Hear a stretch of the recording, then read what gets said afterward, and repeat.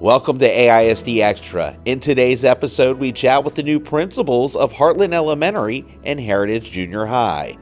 Plus, members of the Angleton High School Student Council stop by, and Superintendent Phil Edwards discusses the continued growth of the district and answers your questions. Stay with us for all of that and much more. Here's our host, Hannah Chalmers. Welcome back for another episode of AISD Extra, and we're excited for this first segment of this episode to have our newest head principals, because they are the principals for Heartland Elementary and Heritage Junior High, and I fully expect to get it backwards at one point because the H's are killing me, even though my name starts with an H. I don't know why, but we have Kelsey Payne, who is our Heritage Junior High School principal with us. Hi, Kelsey. Hi. And we have Emily Davis, who's our Heartland Elementary principal here with us. Hi, Emily. Hi. And we're excited to get to know a little bit about you and then just kind of hear about what's been going on and how y'all been preparing and getting ready for the opening of our new schools, which is in the fall of 2025, just around the corner. Yes. I can see their faces. I know you guys can't. They're just like, yes. It'll be here soon. Yes. It is coming soon. So just starting it off, let's let the listeners get to know you a little bit. Tell us just a little bit briefly about yourself. Kelsey, we'll start with you. Yeah. So I have lived in Angleton now for, over 17 years. I live with my husband and I have 3 sons, all teenagers. God bless your heart. And I've worked here in Angleton ISD as an educator for 12 years now, primarily as a math and science teacher. Mm-hmm. And then I did spend a few years as an assistant principal at Westside. And now I'm excited to have the opportunity to lead Heritage. We're excited to have you too. And Emily, tell us about you. Absolutely. So I started my teaching journey here in Angleton, and that's when I moved here. And this is year 12 for me as well. Wow. We're a little in sync with that. I started teaching at Westside Elementary, and I've also taught at Central. And then I was able to move into leadership as an assistant principal at Westside, and most recently Northside. And now I'm the proud principal of Heartland Elementary, and I'm extremely excited about continuing my path in AISD. And I love that y'all kind of had some different schools in Angleton ISD under your belts. That means you just kind of know a lot about the district more so than just a one school kind of mentality. Yes. So let's just dive into it. Tell us about how y'all have been preparing to open the new schools. I don't think people realize y'all have been on the job for a while. So what have y'all been doing? Emily, go ahead and start. Yes, we've been doing a lot of all the things. At the very start of the school year, we had the amazing opportunity that I got to go to the 3 elementaries that my students will come from.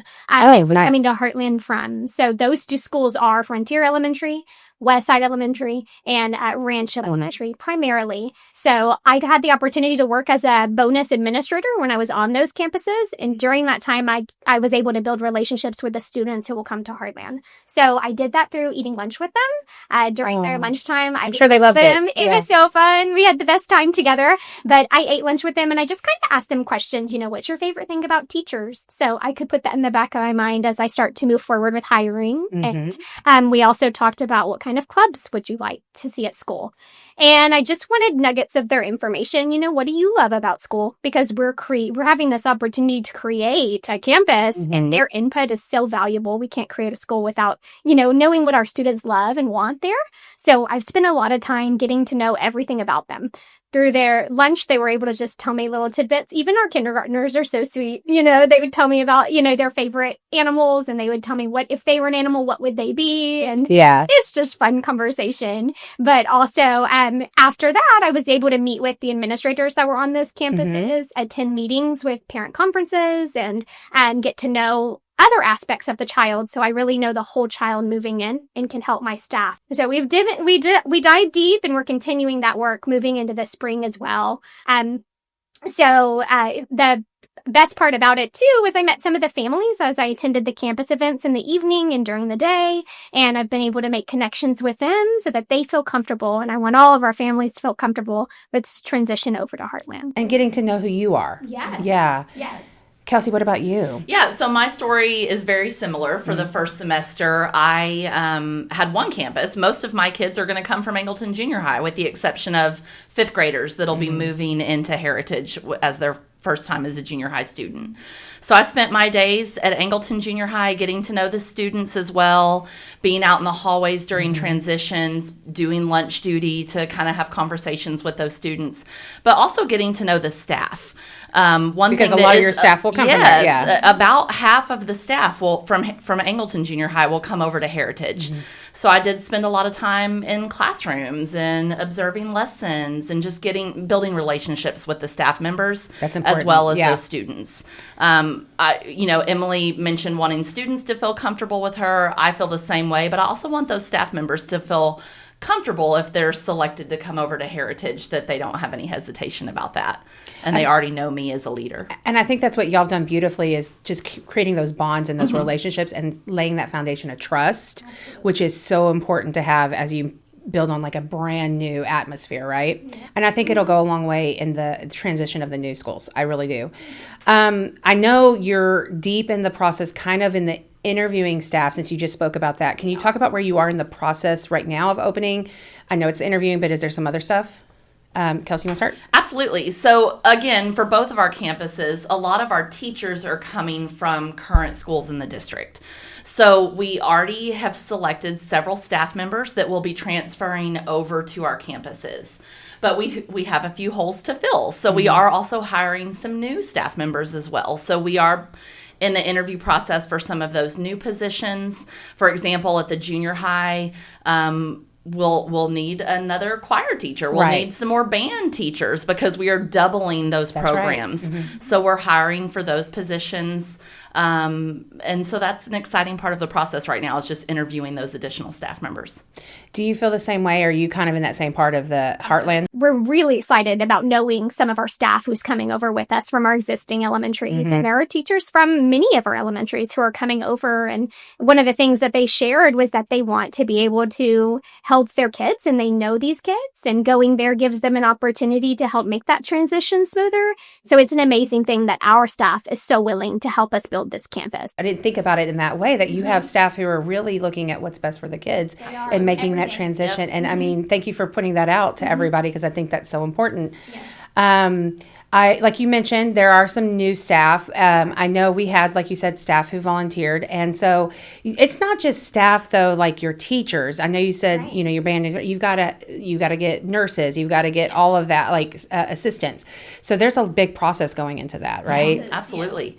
Even, our support staff, custodians, nutrition workers, those employees also had the opportunity to volunteer to transfer if they would like to. Yeah. So some of those staff members have been selected through that process, as well as additional hires that we'll need. Okay, I'm going to shift a little bit away from the process and just kind of go about like looking at the opening itself. We're opening these two new schools. They are a little outside of the city limits of Angleton, but Angleton ISD lives and dies by their traditions. I'm one of those girls. I get it. So we have traditions. I know it's probably a big important thing for you guys to build on that and keep that, but also keep your schools unique. Yes. How are y'all going to balance that? We very much, and the district has worked very hard to feel when you walk in that you're still in Angleton, even though it's just outside, our city limits. It's not that far. We are Wildcats, just like, all the other elementaries are. The elementaries have done an amazing job instilling some traditions at their campuses that some of our staff want to bring over, so we've talked to them about that. What you love the most about your current elementary school, current junior high, what traditions would you like us to continue when we open these campuses?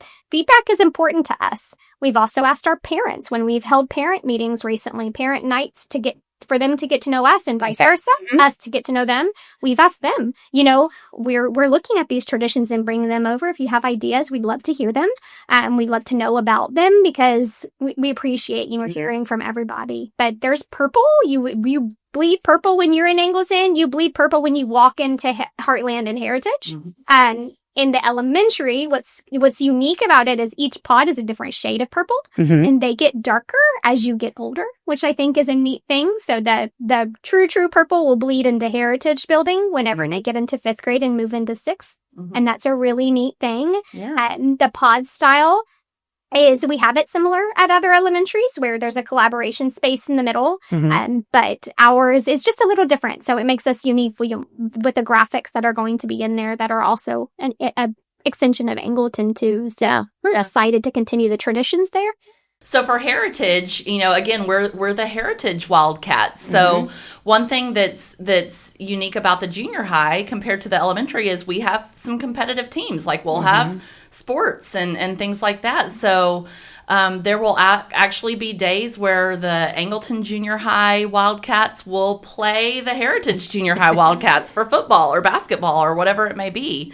But we're all still Wildcats, because what's important is, even though we're splitting these two junior highs, it's for a very short time. And our kids are going to come back together in high school, and they'll be on those same teams and in those same clubs. So we do want to carry over those traditions and have some of the same consistency clubs and consistency, because they're going to come back together in just a few short years. But I do think it's a great point. Like, obviously we love it. We're all Wildcats. We know that. But I also think it is interesting because there is some elements of uniqueness at your campuses. I've had the luxury of being able to walk the facility. I mean, it's still in construction stage, and I'm just looking at the beauty of what you have, and I think it's great. And I think that you still will be able to have that like interesting spark of heritage and interesting spark of Heartland, and I again bring those elements of AISD that are so important to those schools. Okay. So we open the schools in the fall of 2025. What is it that each of you is looking forward to the most about that day? Oh my gosh, I just cannot wait to see all the students' faces when they come in. And honestly, for our parents too, because this is a school these schools are for our community.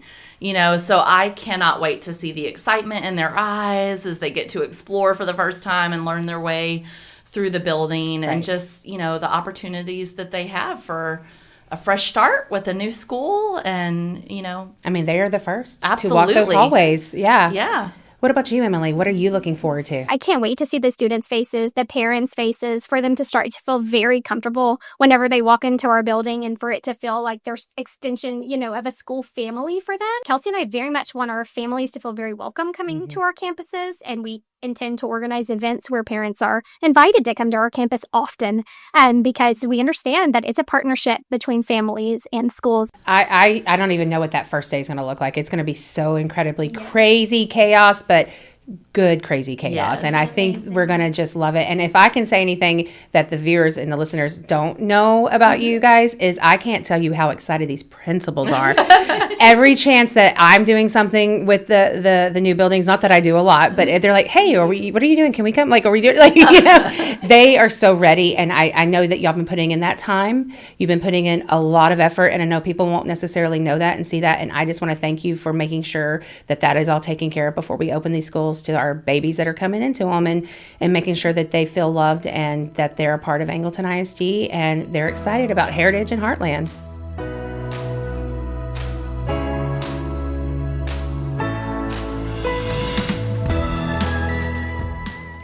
Well, we are back with our second segment of the episode, and I'm super, super excited to have our AHS Student Council representatives here. That's our sponsor, Miss Stephanie Bass. Hi, Miss Bass. Hello, guys. As well as our president and vice president, what I'm just going to collectively call the Cadens, because it's Caden Dorsett, who's the president. Hi, Caden. Hello. And then Caden Turner, who is the vice president. Hey, guys. That is going to make this segment in my life so difficult that y'all are both Cadens. So we will try our best not to mess that up, and by we, I mean me. So I'm just going to jump in and start asking you guys a little bit about yourselves. I always like our listeners to get to know you guys. So, Ms. Bass, can you tell me a little bit about who you are, what makes you tick? I'm just kidding. Well, I'm a teacher here at Angleton High School. I'm an English teacher. This is actually my 15th year teaching. It's my 5th year here at Angleton High School. Last year I got secondary district teacher of the year. That's right. That was amazing accomplishment, and I love being a Wildcat. I was a roughneck. That's all right. We'll forgive you. I'm so glad that y'all did not hold that against me, and I am okay to trade in my maroon for purple any day. But no, I mean, I do love my old roughnecks, but one thing I love about Angleton is, if you work hard, you reward those that do work hard for your community and for your district.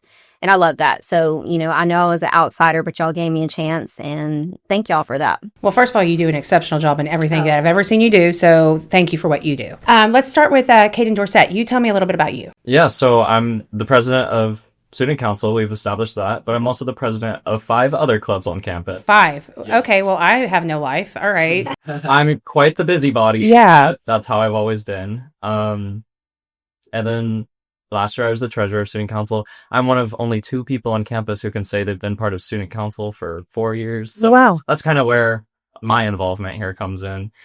All right, Caden Turner, like you tell me about you.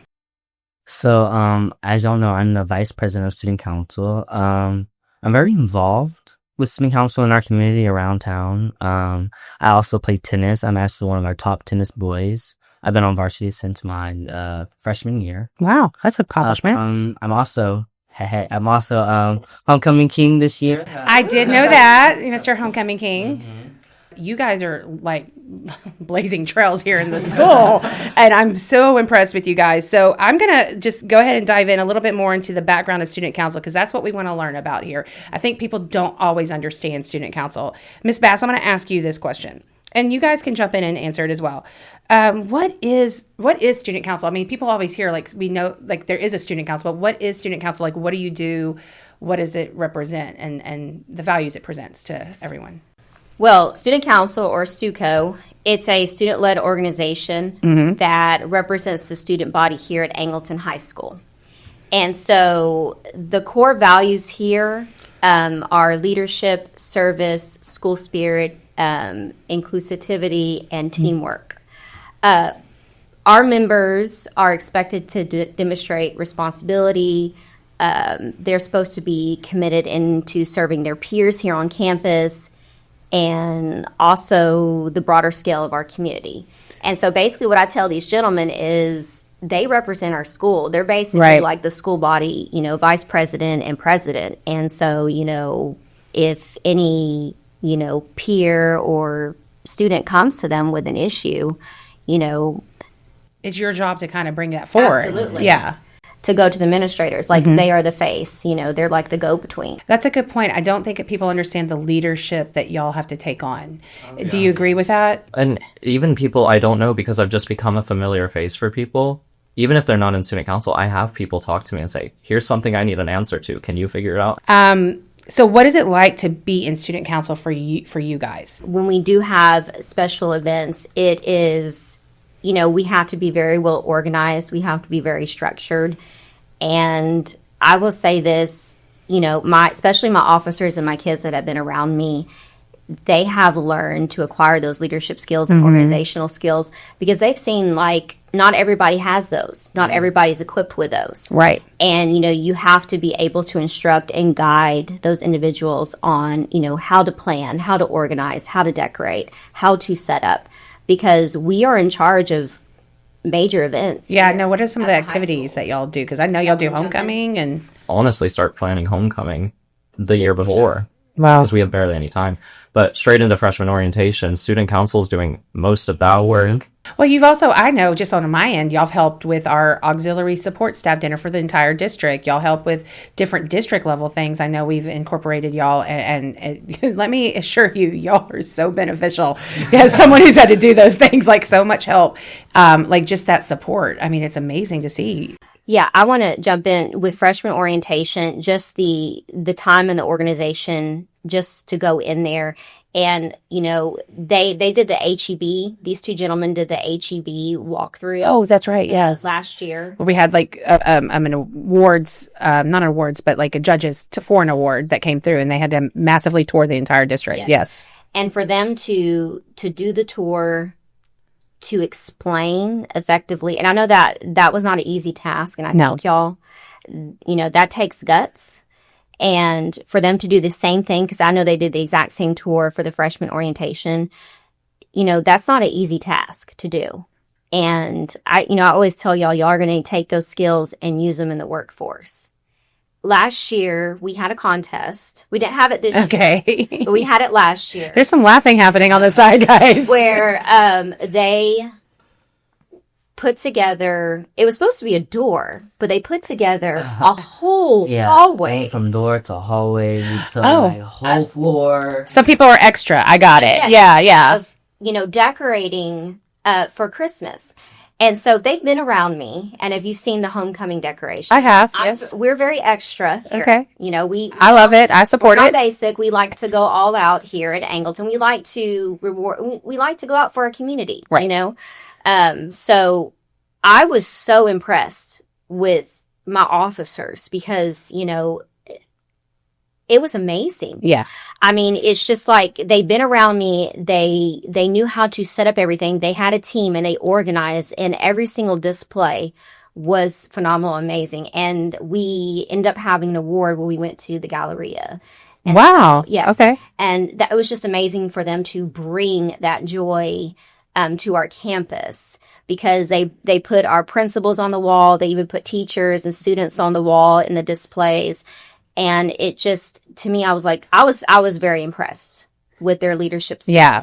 To kind of explain how that competition worked, almost all of the officers chose to work independently. So we had, other than getting Stuco supplies, we were on our own. Mm-hmm. We organized our own teams. We chose our members or had people just ask if they could join. Sure. I think we had up to teams of 12. Mm-hmm. 13, actually. Oh, 13. 13. And then we started just before Thanksgiving and up to the week before we let out on Christmas break, we were decorating. It'll be something you can carry on to college, and it'll be super beneficial for you there too. I mean, even Stuco alone, the work ethic I've developed is revolutionary. You're making me cry. Oh, well, go ahead. Feel free to make Ms. Bass cry. It's okay. I heard you kind of mention, especially from y'all's leadership positions, but then you brought in and said we have people who aren't on the leadership part of student council who get involved. So what are their, I mean, I know that they maybe don't necessarily take the front seat all the time, but are they active too and doing things? Yeah, absolutely. Some of our most active members are not even our officers. I hate to say that. Of course, our officers are great. But there's a lot of people who just aren't quite comfortable speaking to a crowd, but they really want to be involved behind the scenes. Absolutely. And so our leadership class has really been helpful this year as well. They've taken a lot of pressure off the other students who have sports or band or anything that they've been a part of. Our leadership class has really been helpful this year with sales and setting up and decorating for most of our events in the school. Yeah. Yes, and cleanup. Because cleanup is important. People always forget about cleanup. I'm just saying. Yes. well, and I mean, even me, I'm not in the leadership class, and because I have a practicum class and my schedule is so tight, I'm doing a billion other things. Well, that leadership class takes up all those things that I just can't get to, and it's really great to have. But the majority of the students in there are members, not our officers, because a lot of our officers are busy. You hit on it with the work ethic thing a little bit. What is it that you feel that student council does to benefit students and maybe help them find success, not just now, but maybe future down the road? Absolutely public speaking. Here's a great anecdote. In 8th grade at the NJHS induction ceremony, my shoe fell off because I was shaking so bad. Oh, wow. Because I had a speech and my shoe right on stage fell right off. And there's a video of it on YouTube that someone pulled up the other day. It'll be priceless down the road, I'm sure. No, it's great. I've worked it into scholarship essays. Don't worry. Okay, good. And so, but now it's routine. I have to talk to crowds all the time. Yes, and I want to add that both of these gentlemen, for them to get these positions, they had to go in front of their peers. Wow. And they had to be elected. They had to get up and they had to give a speech, and they got grilled by their peers. We had a whole day that we had to take off. So, I mean, it's not just going up in front of the meetings. They had to get up and, give a speech. It's given me a lot of understanding in so many aspects and areas of my life, because you have to understand a lot in people and how to manage people and their feelings and their emotions. Ooh, the only thing I can't stress enough is the compassion and empathy for people, because to be a leader and to have leadership qualities, you have to understand and work with other people. So it's kind of about managing your emotions and the other people's emotions, because when you're doing something, it's just not about you. It's about everyone as a whole. And I think as this organization, it really helped me understand, okay, well, this person needs this, so let me help this person out, and other stuff like that. This is amazing to hear you guys speak so passionately about what it's given you, and these skills are so important for people down the road that I'm telling you full-grown adults don't have. How does a student maybe get involved in student council? Well, we want to kind of tighten up the process. But we have it very simple. They just either come by, they talk to me, and we're able to get them in the program. If they just show up and they dedicate their time, to me, it's more of a time thing. Mm-hmm. They're involved.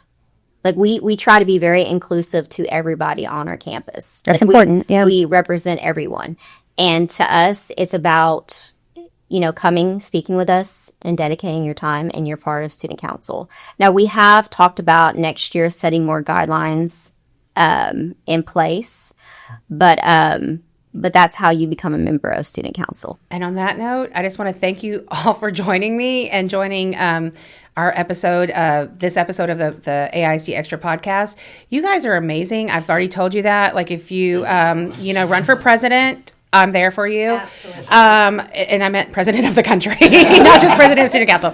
So thank you, Cadence, plural, and Miss Bass for joining, and really appreciate you being part of this.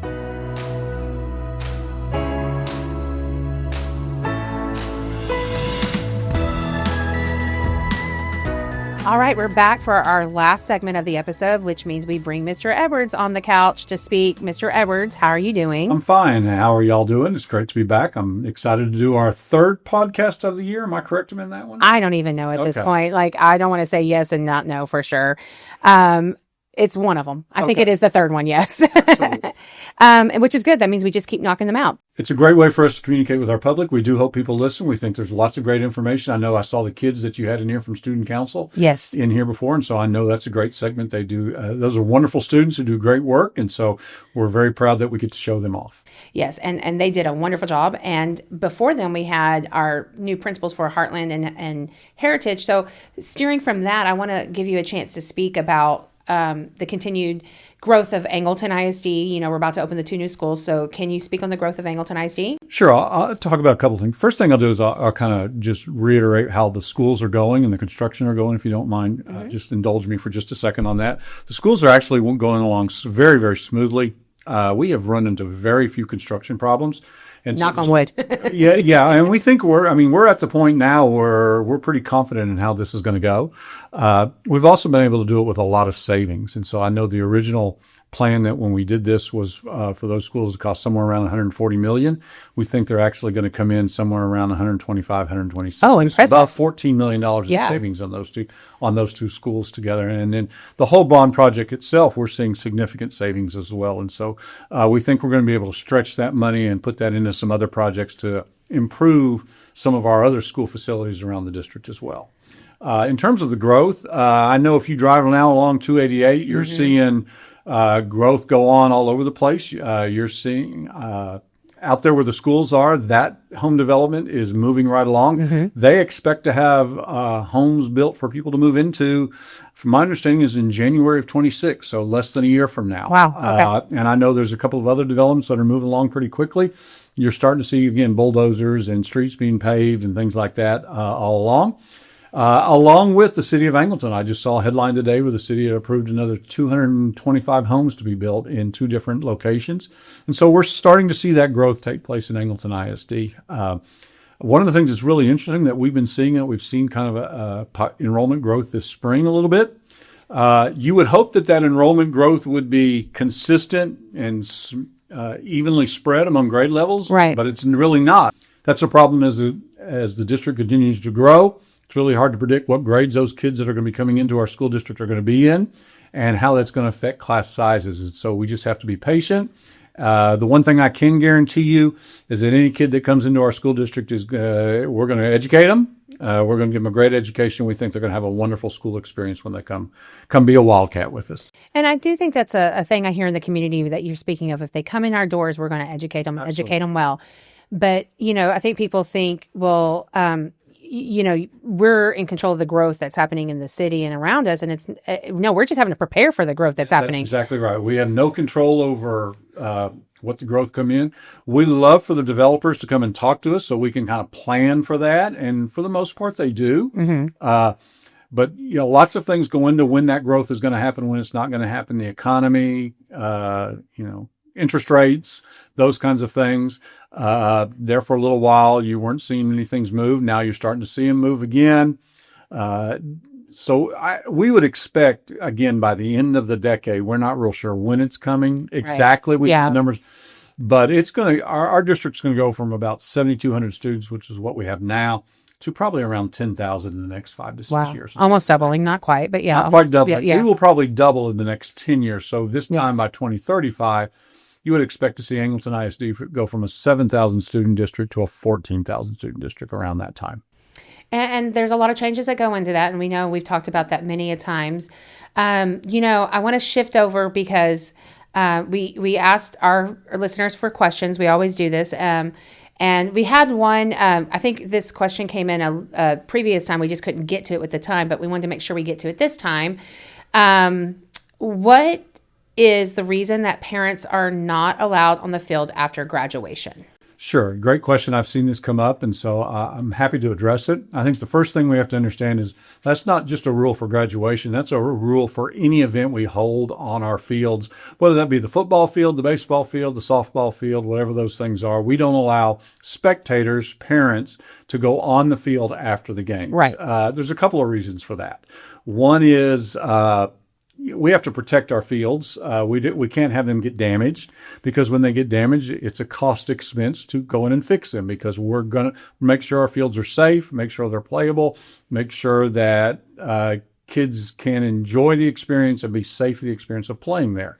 That goes along specifically at the football field with the artificial turf that's going, that's there, along with the track. And so those are the reasons we don't let people onto the field after any event, like a football game or a soccer game, and exactly. things like that. Yeah. It's also a UIL rule that we can't do those things. Now, in terms of graduation, the same kind of principles apply, but I think there's one other very important thing that we have to remember about graduation is our largest event we host every year. Yes. That Wildcat Stadium will hold somewhere between 8,500 and 10,000 people. And for graduation, it's standing room. It's there are 10,000 people at graduation. And so if we were to allow everybody onto the field after graduation ceremony, it would be an unsafe situation that we could not control. We would not have the ability to have enough police officers, school administrators, school personnel to be able to control that many people. And so what we do is we ask people to be orderly. We let their kids out. We release them. The kids get to stay. They do their song. They, get to have that moment,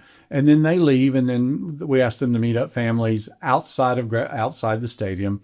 My son graduated. It was the same rules. We had to meet him outside the stadium for that, to take the pictures and do those kinds of things. We understand people would like to get on the football field, to do those kinds of things. I really wish that we could let them, but in terms of maintaining our facilities so that we don't spend extra money, and more importantly, keeping everyone safe at these events, is the reasons we don't allow those things. And I'll just end with this: is we've seen in recent times it's really hard to control extracurricular events, especially when you have that many people there. And so we're actually talking about enhanced safety measures for next year that we may be putting in place at these type of events to make sure, again, that we can keep everybody safe and make sure what people are bringing into the stadium, and when they're in the stadium, that they're there to enjoy a football game, graduation, a baseball game, whatever that is, enjoy that moment, and everybody is safe while they're there and leave safely. And so those are the biggest reasons. Yeah, and it's unfortunate, we understand, but the world that we live in, there's just we have to do what's right and safe for the kids and the community, and we understand that that's the main element for it. Like I said, I understand the frustration that comes with that. Sure. I absolutely do. I empathize with parents that want to have that moment at that time immediately on that football field. I get that. It's just not something we're able to do, and for kind of the reasons that I've laid out. Well, Mr. Edwards, that was really the only question that we had come in this time. I'm sure we'll get more for the next segment. Is there anything else you'd like to add before we close out? Yeah, I just, again, we're having a great year in Angleton ISD. I know you've probably talked about Angleton Junior High has been named the National Schools to Watch. Oh, I didn't talk about that, so go ahead and say that. Well, this is a national recognition that they've got. They have judges that come in, and so they're one of the top middle schools in the nation. Right. They will get to be honored in Washington, D.C. in July or June, I believe.